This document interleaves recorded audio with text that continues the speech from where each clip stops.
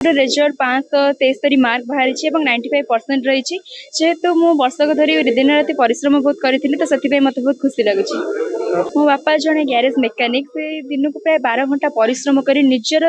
स्वास्थ्यर जत्न नहीं सब बेले आमर सक्सेस से माने सक्सेस सब बेले कार्य करुले तो माँ मत दिन राति सब जो मुझे राति राति अनिद्रा रही बस से मो पाखे बस मत बहुत सपोर्ट कर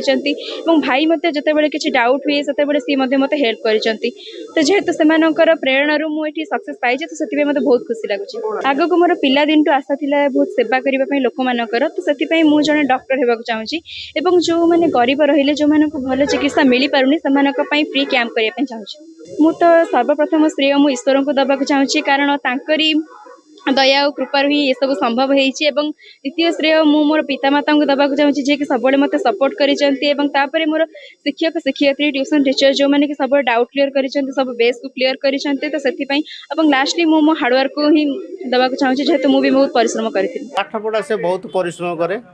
आउे आमे भी टे लागू परिश्रम करूँ बाकी ट्यूशन फ्यूशन टे अधिका भी जगा जाए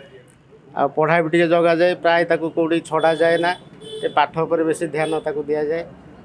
कहीं जेहेतु से सप्तम रू कहला कि बाबा मुझे डॉक्टर हेबी तो से जगह आगू कौन हम देखा तेणु आशा रखी जो झीटा कही डॉक्टर हम तेणु आशाटा अच्छी तेणु कौन हम आगू जना पड़